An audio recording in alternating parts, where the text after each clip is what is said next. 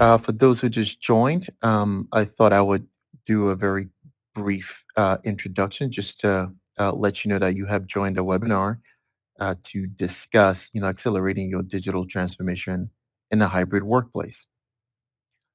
And so today we'll be going over quite a bit of things. It'll be brief, but thought we'll get to a point where we're able to connect with different organizations at different levels and different sizes and kind of share some of our industry knowledge and understanding of this, new normal, new hybrid world and how digital transformation really fits in.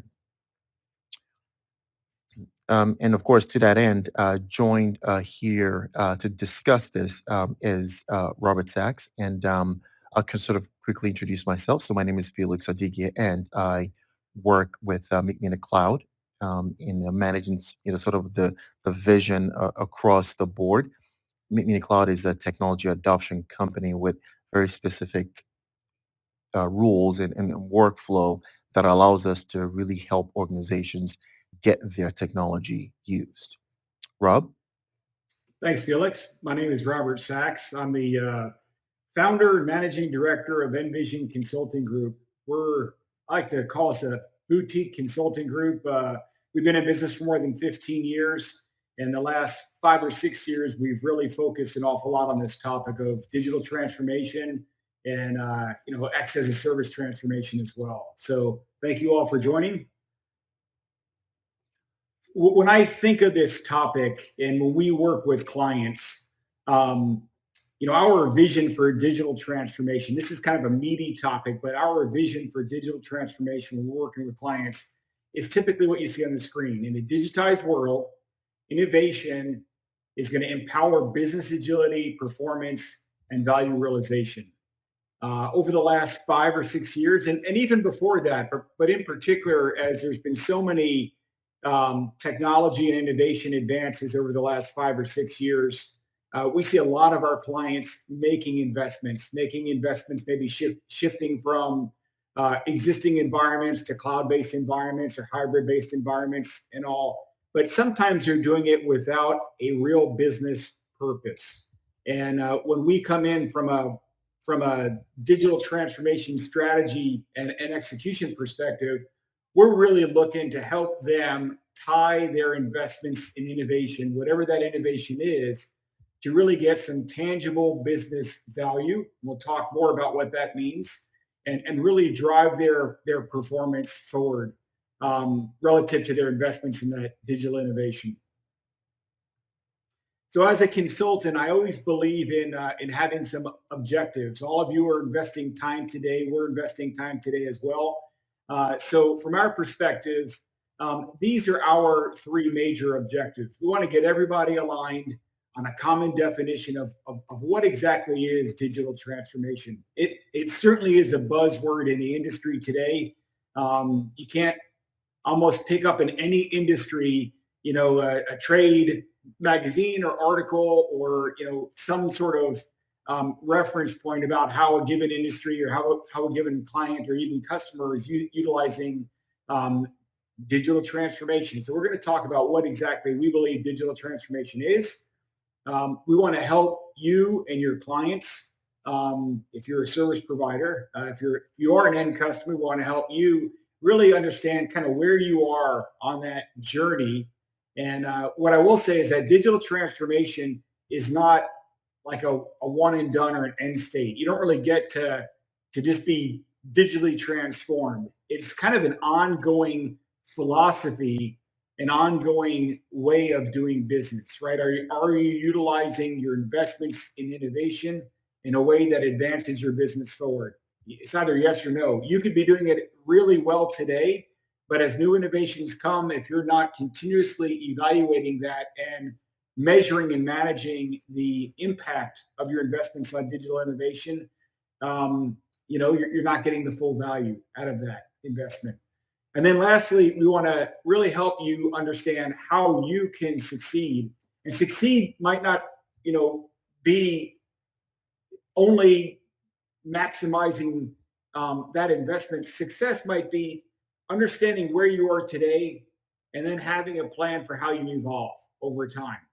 right? And so it's kind of an ongoing journey, as I mentioned. So our objectives are these three things: really defining digital transformation, helping you really understand where you are on that journey and that continuum, and then giving you some tools and ideas about how you can best succeed as you continue to leverage your existing innovation and make new investments as technology advances occur. So to do that, we have this six-part agenda. One is we'll spend just a few minutes talking about how to define digital transformation, and we'll give you kind of our ideas on that topic and our point of view. Second is going in a little bit deeper on Felix's point of view and my point of view relative to the topic of digital transformation. And then we'll talk a little bit about how we assess and what we look for when working with clients. And we've got an assessment tool. We're not going to go deep into that tool, but I'll share with you kind of the best practices that we've evolved when we're working with customers. And then Felix will engage and discuss the best practices that Meet Me in the Cloud deploys when driving digital adoption, not only internal to their business, but with their end customers as well. And then lastly, we'll talk about ways to start building your plan to drive your digital transformation journey. And then in the end, we will have some time for Q&A. So if you do have Q&A, you could pop it in the chat as we go along, and either Felix or I will try to address it real time. But if we don't get to it real time, we certainly will have some time at the end of the session today to address any questions that you might have. So let's talk about, how we define digital transformation. This is a word or phrase, I should say, that is often overutilized or utilized very, very, very frequently. I don't know that it's overutilized, but utilized very, very, very frequently. So from our perspective, digital transformation is the intersection, right? It's kind of where business strategy meets innovation. And it's going to occur when that innovation, whatever that innovation is, enables your business performance and where you're able to see tangible business value as a result of that innovation and how it's empowering your business. And organizations, they're going to consume many digital products. Like if you think about in an average day, how much technology you consume. Myself, I'm sitting in front of my laptop. We're obviously on a conferencing platform right now. I've got a video monitor off to the side. I've got a second laptop. I've got an iPad. I've got an iPhone. I've got a voice over IP connection, on my desk as well. I mean, we are consuming so much technology just at this one instance of time in this one activity that we're hosting. So really, how do you maximize the value of that? It's one thing to consume, say, a video conferencing platform like Demio, which we're on today, but it's another thing to embed it in your business process so that it's driving excellent workforce experiences for your employees or excellent customer experiences for your customers or making your teams more productive on a user by user by user basis. And so when we talk about digital transformation, we're talking about not only like the vision of how technology can enable your strategy, but actually the actions it takes to really embed it into your strategy, intertwining those applications, those platforms together, and really get tangible business value with every interaction. So Rob, this is a really interesting, sort of concept. As you said, it's used commonly. So for those on the call and like many, might have questions like it sounds really good when you hear the word business strategy and innovation enables business performance and value creation. Okay, so lots of very smart words, but can you dial it into like an example? So take any kind of company and just kind of have map it out in terms of what this is and what it means, and so people can tie it together for themselves. Absolutely, absolutely. So you could just think of almost any vertical, right? So like in a retail establishment, for example, a lot of storefronts these days, they have Wi-Fi, right? Because everybody's on Wi-Fi. They're doing price checks with their phones. Maybe they're liking or checking in that I'm at a given retail establishment, letting their friends know they're out there.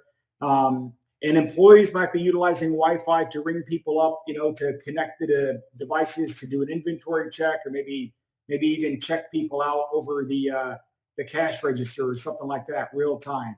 So those are all good examples of Wi-Fi. But think about those retailers that can utilize Wi-Fi in a way that they could really know who's entered their store, like by having people maybe log in, not just log in or get out very quickly, but log in a secure, compliant way. And when they're doing that, maybe get some data and some demographics about who's in the store so they could take certain actions. Or maybe utilizing that Wi-Fi to do asset tracking or understand where consumers are dwelling so they could send a store associate out there to improve the shopper experience or answer any questions. These are all ways that you could not only use it very broadly, but use it on a user by user, persona by persona basis to really drive greater customer experiences, greater workforce productivity across the board. Very nice. Thanks, Rob. You bet. All right, so let's talk for a moment about our point of view, right? Relative to digital transformation. And the first thing, a lot of people think, I get calls from a lot of clients, or I might be working with a lot of different clients, and they always want to talk about the latest and greatest, technology and technology innovations. They want to have the latest video technology, or maybe they want to have the latest iPhone technology, and the latest conferencing. They always want to be on the cutting edge, right? And what we often find when we work with them is, while that's great, they're often not even effectively utilizing the technology that they have in house, right? So from our perspective, innovation could really be any innovation. If you've got older technology that still works, it still functions, it still serves like the broad purpose for which you invested in it, that's okay, right? Digital transformation could be and really is effectively using or more effectively using all technology or all innovations. It doesn't only have to be the latest and greatest. So it could be legacy technology. It could be the latest cloud offerings. It could be the latest video or security offerings. It's really making sure that what you have invested in and what you have deployed from a technology and innovation perspective is being effectively utilized. And if it's not being effectively utilized, then I would say stop. Either be very deliberate and start to effectively utilize it so you can get incremental business value out of that. Again, whether it's customer experience and customer success, whether it's sales performance, whether it's workforce productivity, whether it's risk mitigation, or any of those things, right? Or compliance, for example. So make sure that you have a deliberate plan to effectively utilize the innovation you have, even before you start to invest in the newest innovation. And certainly, if you do invest in the newest innovation, and there could be many reasons that drive that, make sure that you have a plan, department by department, team by team, persona by persona, to make sure you're maximizing the value of that new technology or new innovation purchase. The most important factor, we believe, is, like I said, it's not only whether the technology or innovation is deployed, but whether or not it's really utilized. And from a utilization perspective, the best way to do that kind of goes to what Meet Me in the Cloud and Felix is working on, is by making sure that you have a plan to really drive adoption and consumption, tie it into your business process or business applications at a user by user basis. And Felix, on here, I see that when we're talking about adoption, you referencing here digital adoption solutions, or a new term that I've seen a little bit, DAS. For those on the call that might not be familiar with digital adoption solutions, what exactly is a digital adoption solution? Good question, Rob. Adoption in of itself is, when you boil it down, is literally if you show a user, a knowledge worker, an employee, how to do their job or do whatever they do on a daily basis, perform their role with a new tool or technology the way they do it now or better, they'll adopt it, they'll use it. So, bottom line, it's tied in with change management, but it's very pointed and specific because there is customized training involved. Now, digital adoption just becomes more of an overlay. So now there is the high touch version where you manage an adoption program, and then there's the digital adoption where it's more of an overlay. You have little suggestions on the particular site, an overlay, sort of walking a user through how to use a tool. Because as the tech stack gets increases over the next several years, a lot of CIOs and a lot of technology chiefs are really looking for solutions that they can just overlay on top of their technology stack to enable utilization, thus enabling adoption. Got it. So it's really about driving kind of real time productivity and best practices, and I guess the important thing is that they have something, right. So like as they're rolling out new technology, they could have an adoption plan or a success plan in some way. And the most important thing, it doesn't have to be super complex. It could consist of some training, some enablement, some tips, some tricks, some platforms that guide a user through an experience when they're rolling out that new technology. Is that right, Felix? Absolutely. That is Excellent. true. So let's talk about like different types of environments real quickly. Again, oftentimes when we're working with our clients or when we're supporting some of our business partners and supporting their end customers, again, the focus is often on the latest and greatest, cloud technology at the start of the conversation. But then we take a step back and ask about, well, what do you have deployed today? And what we almost always find, unless maybe you're working with the military or something on a top secret ship or something, almost every customer, I can't think of any customer that is not operating in some sort of hybrid environment, right? As this graphic kind of indicates, you've got laptops, you've got, people might be working from a home office, they might be working from a physical office, they might be over a corporate provided Wi-Fi. They might be working, in a coffee shop or at an airport. They might be accessing apps in the cloud. They might be accessing apps, that are in a secure data center. I would say almost every environment is a hybrid environment, and the fact that customers are in that hybrid environment does not mean they're digitally transformed. It just means there's a lot of complexity, kind of to your point a moment ago, Felix, in that hybrid environment. I think the most effective thing to do though is to really have a plan in place, down to the user group by user group or persona by persona, to say, how do you effectively get value in your day-to-day functions, whatever those functions are, whether they're internally focused or externally focused. How do you get value and how do you increase the value that you're receiving from your investments in different technologies and different innovations?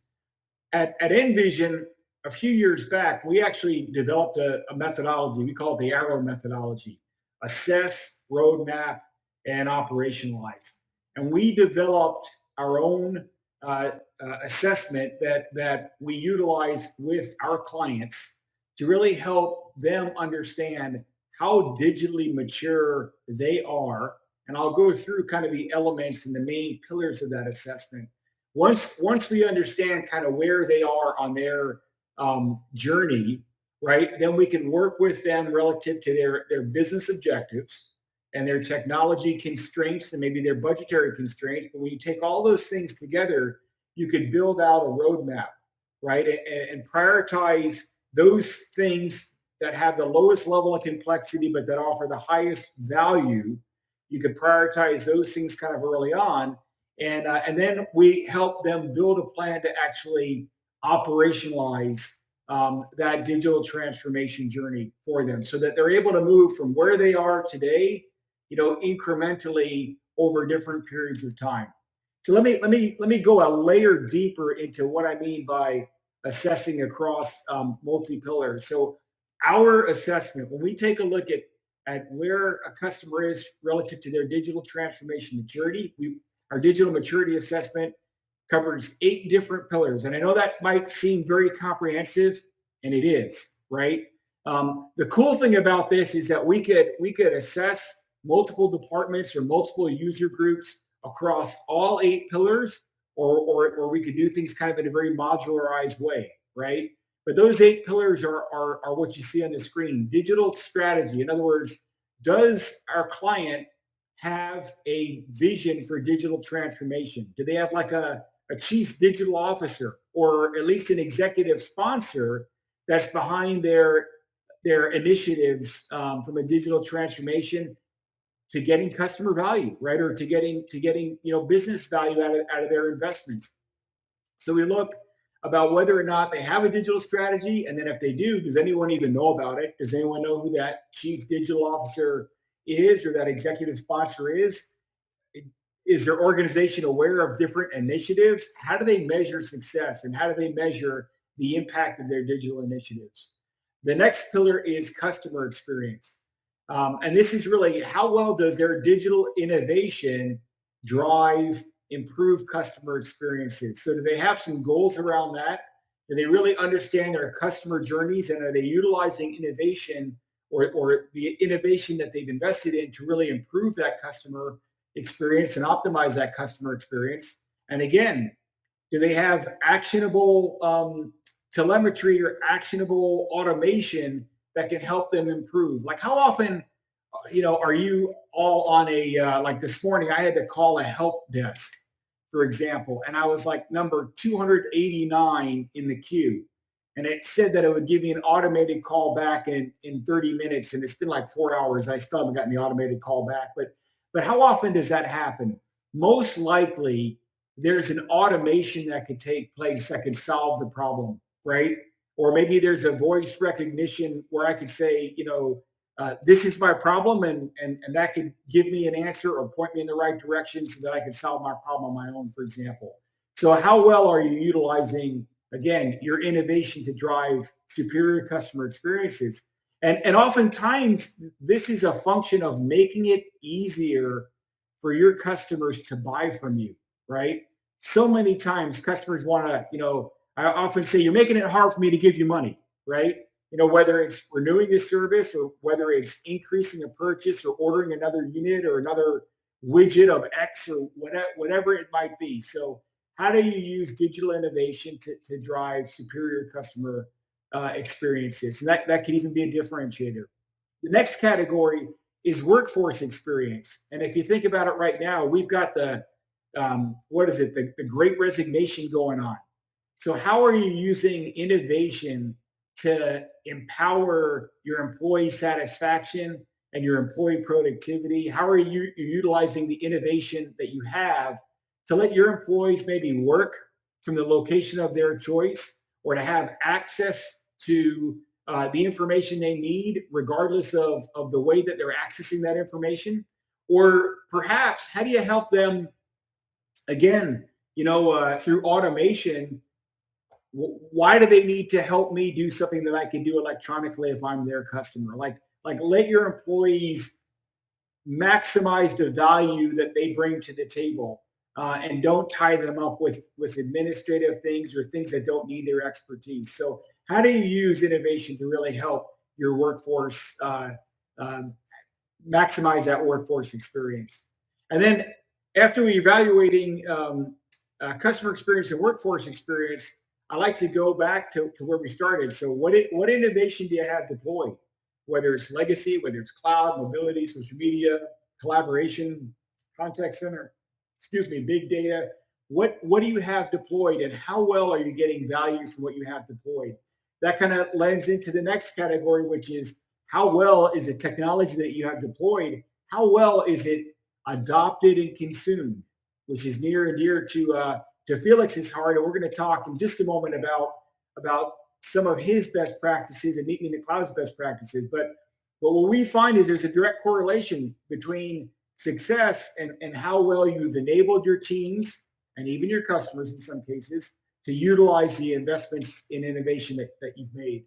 And then To further that along and to really maximize value, are you actually tying that into business processes and business applications? Are you integrating your technology in so that it seamlessly flows and it becomes a fabric of the way that you do business and the way that your customers consume the goods and services that you're going to provide?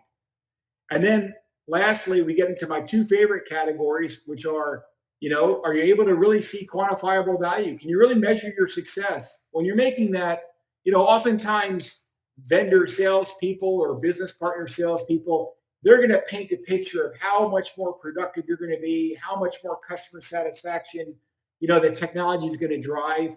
And then what happens? It's either underutilized or it's duplicate, or maybe it's not fully consumed, and you never really know if you got the full value out of that.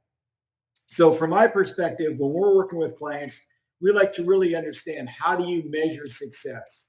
Is there a way to have quantifiable value? Can you track hard results and even soft results and productivity results out of this? And then lastly, how much does your innovation drive your business agility when it comes to new product development or sales or customer success, or all the things that you do out in the business world? Maybe your competitive differentiation, as an example.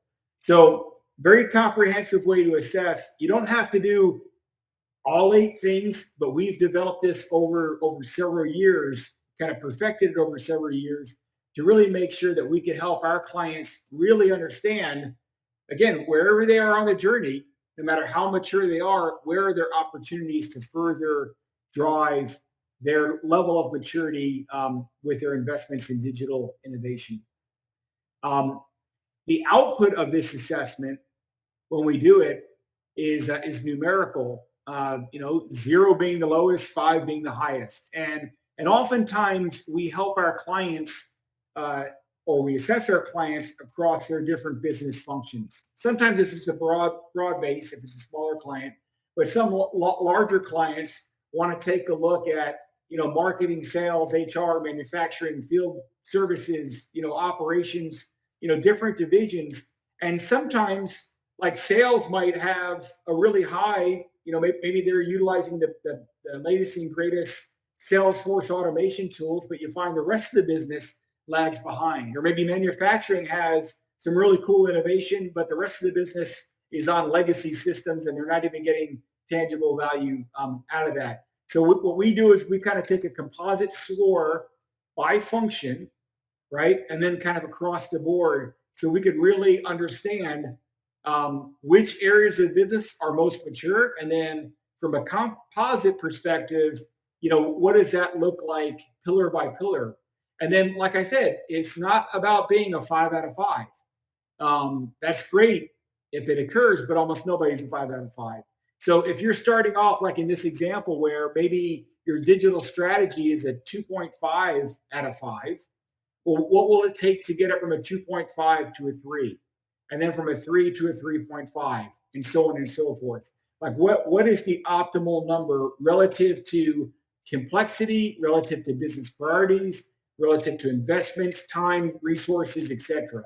And we could work with our clients then to develop a plan to help them move and accelerate along their journey in a way that's going to maximize value to their business and hopefully maximize their business agility at the end of the day. Felix, I'm going to turn it over to you and talk about how adoption plays into all of this for us.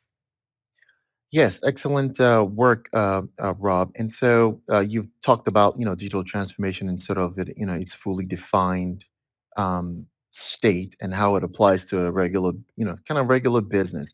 So what does adoption have to do with all of this? Well, guess what? If you're spending time, energy, and money with your digital adoption, the end result is only as good if the knowledge workers, if your employees, if your customers indirectly leverage what you have digitally transformed. And so organizations that you're investing heavily in digital transformation, of course the only efficiency that exists, ROI in terms, is what is really going to matter. And this is also tied back to for big organizations when digital transformation is achieved with all that investment in there, if you don't successfully get adoption to happen, you're stuck with the legacy system still intact. Thus, like you're spending twice. So, decommissioning the legacy system can only happen if the organization has, properly adopted the new the sort of new product stack, if you will. And this is why adoption becomes important. It cannot be an afterthought. It cannot be something you try to do later. You've got to weave it right into your digital transformation journey. And so to tie it all together, you've really got to activate utilization from the beginning, from beginning of your strategy definition. And so, what's also critical about this is that adoption is a continuous process. It's not one and done. In this new age, hybrid, everyone hears it around. It just means some people are remote and others are in the office. And so this is sort of going to be the new way life is going to be for a while. But adoption is a continuous process, and it's continuous because even when you learn how to leverage the tools you've created, things happen. Companies divest, companies emerge and bring on people. And oh, by the way, you do hire new members to a company. Thus, you've got to onboard those to the same level of adoption. This is why adoption is a continuous process. You've got to keep improving and getting better. Tools that you've adopted today get more sophisticated, and so now you need to sort of keep up with it. And this is how it would all work together. We provide our clients that coverage, from assessing their environment, which is kind of our breakout because our approach really adds productivity and value to the organization. We assess, so where are you right now? What kind of platform do you leverage? How are you scaled? What are you looking for in the future? We then do a better job sort of identifying your limitations. And then, oh, by the way, based on your digital journey, here are your roles, your employee roles, and here are the use cases. So a role is I am an executive assistant.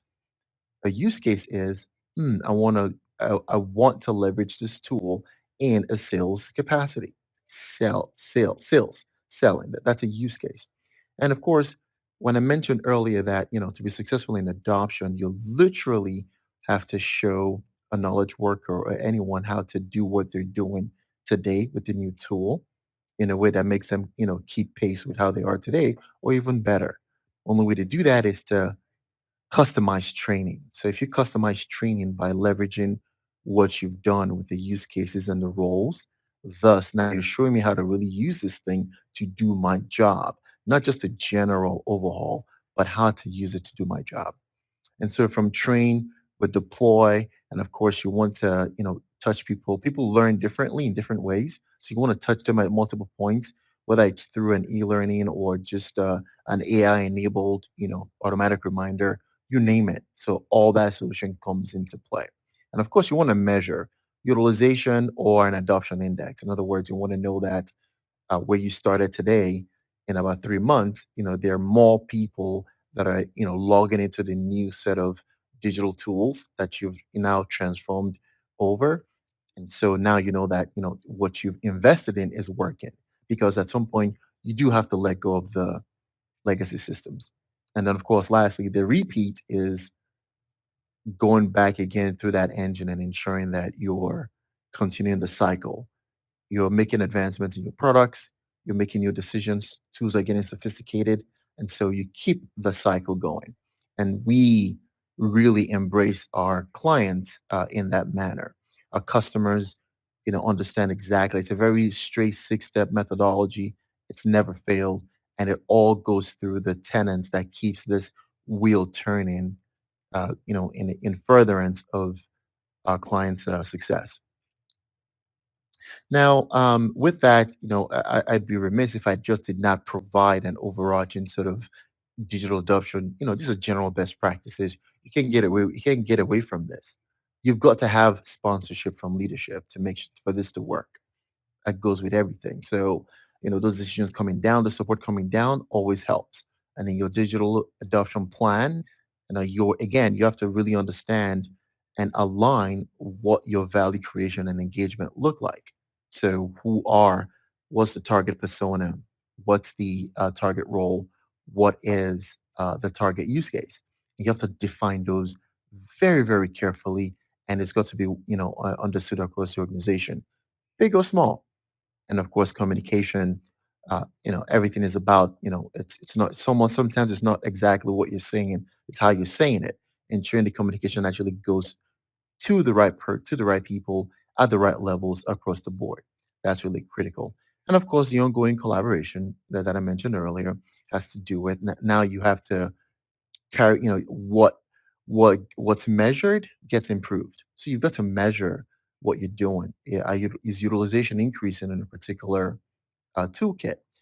And by the way, what have you decided as your measure? Is it an adoption rate, a utilization index?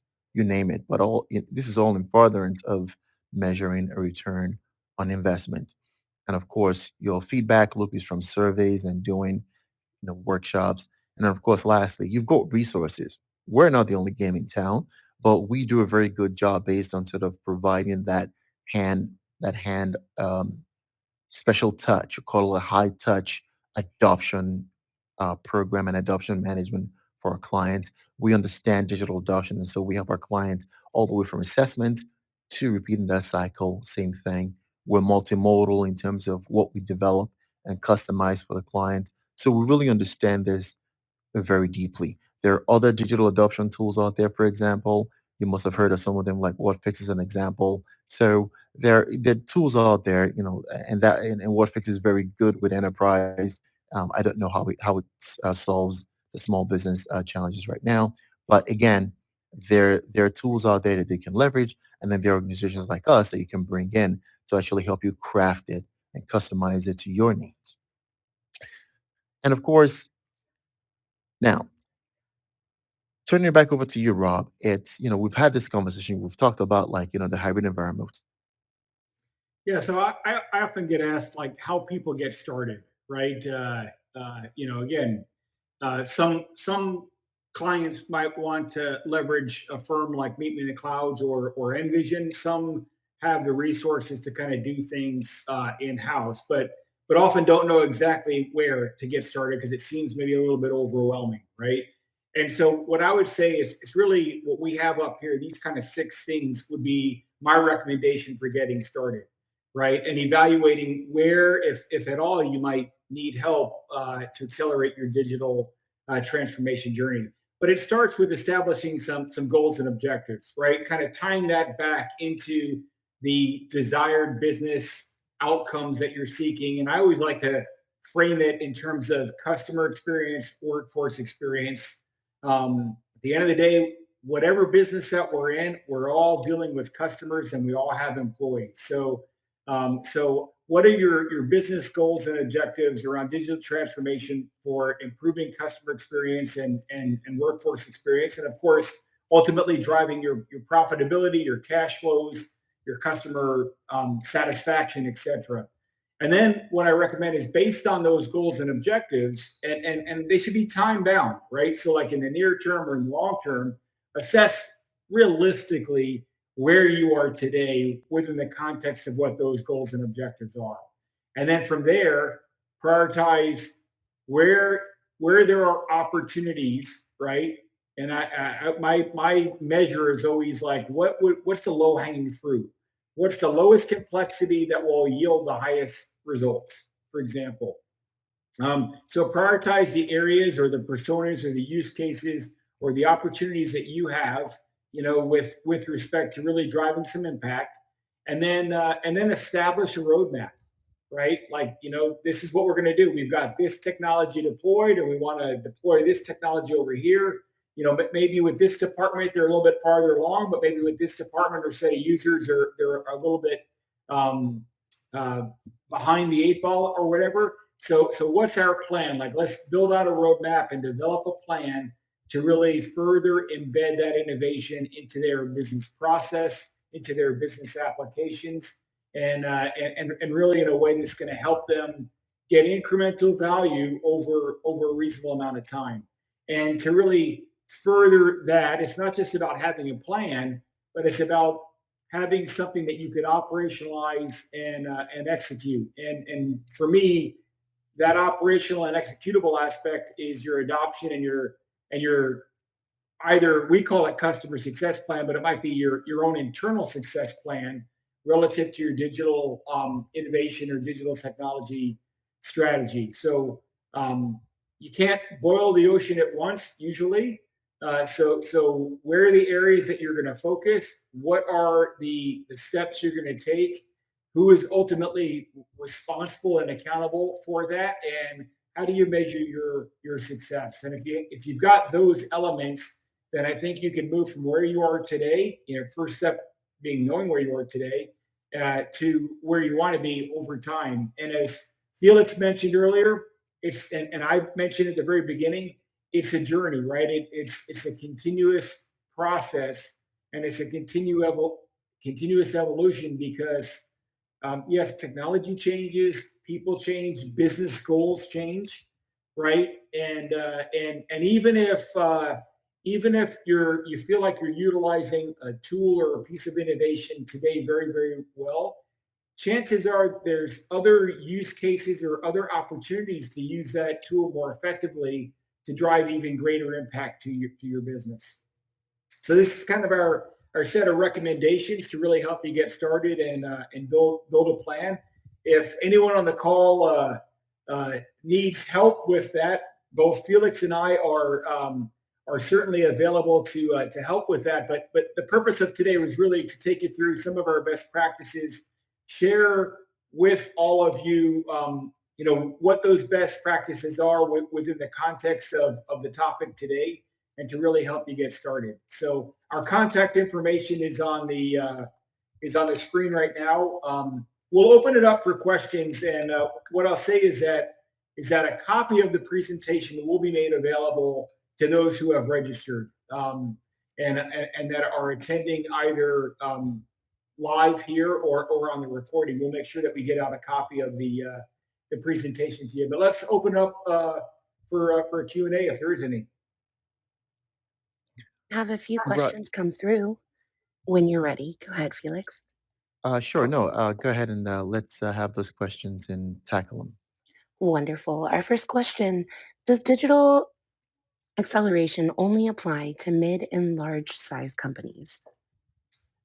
Yeah, from my perspective, it doesn't. Like it applies to all companies. I mean, I own a small consulting, small by numbers and nature, small consulting firm, and I also have some other business interests that I'm invested in, and really, on a day by day basis, I'm thinking about how do I more effectively utilize the technology that I have, right?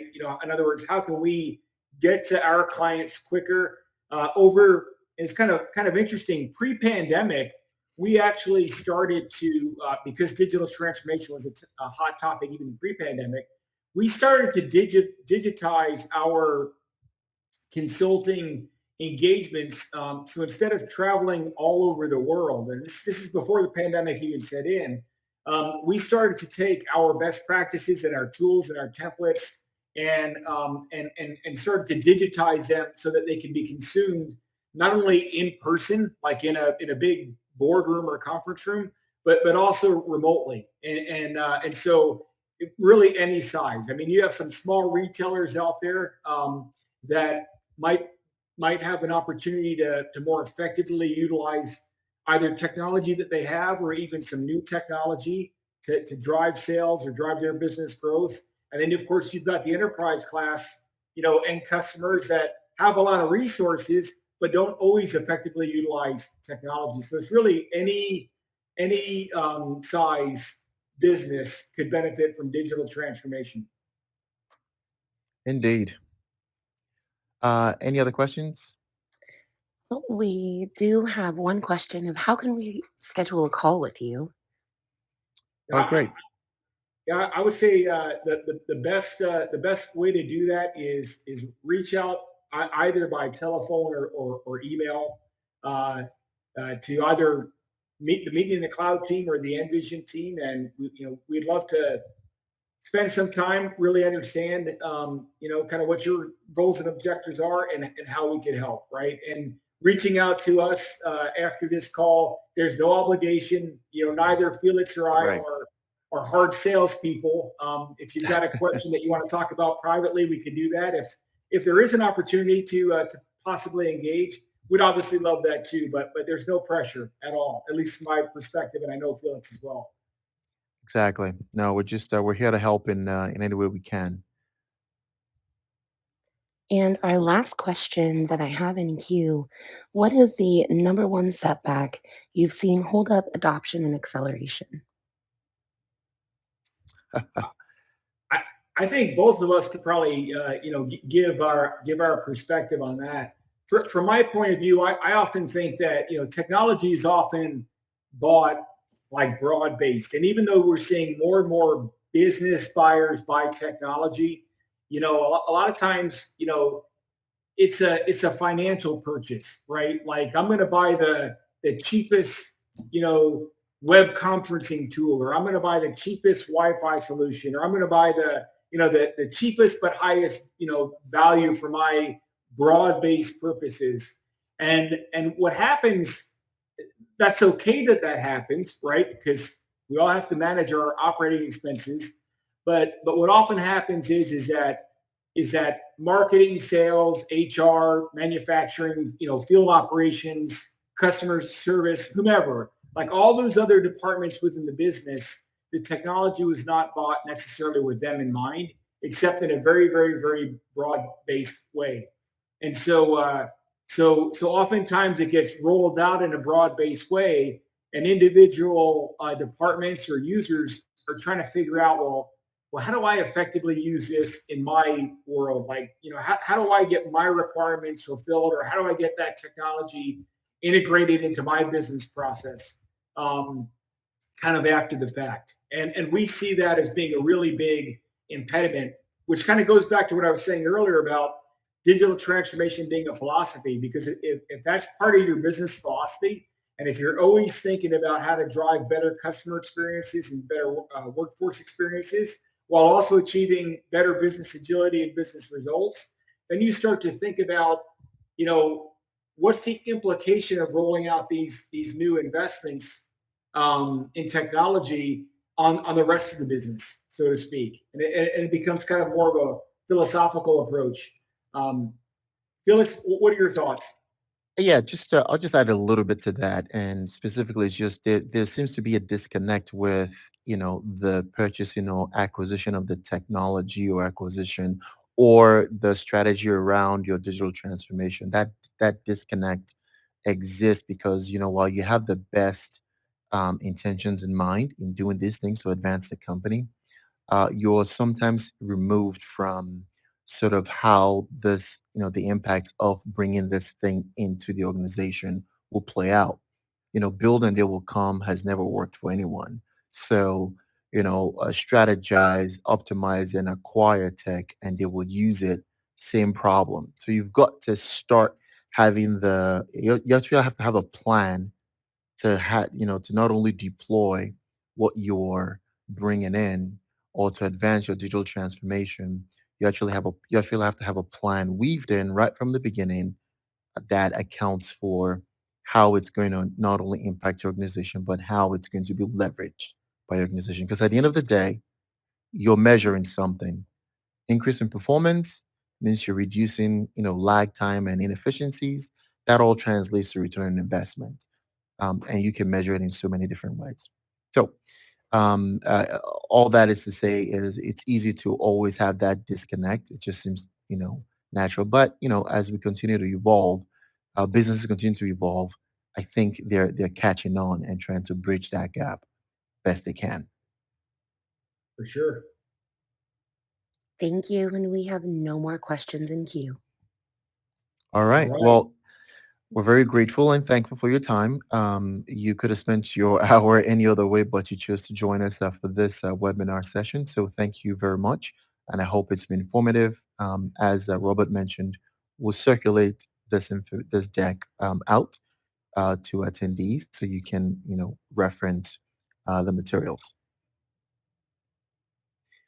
Very well. All right. Well, thank you all again and make it a great day. Thank Cheers. you. Cheers.